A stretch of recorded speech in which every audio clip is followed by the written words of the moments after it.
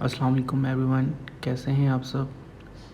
So today we are going to make this beautiful yummy dessert, whipping cream with mango and bananas. So let's make. For this we need a whipping cream.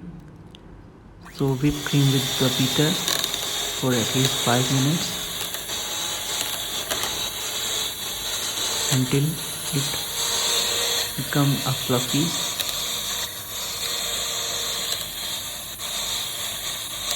So now add 1 tablespoon of sugar,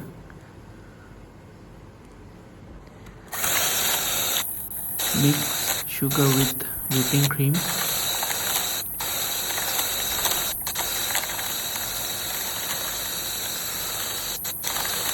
so it should be like that, fluffy whipping cream.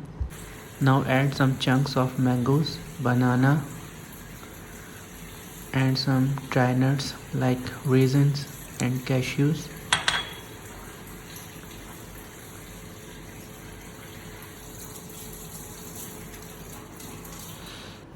Mix all the items gently. Now put the whipping cream in beautiful jars and garnish it with the mangoes, raisins and bananas.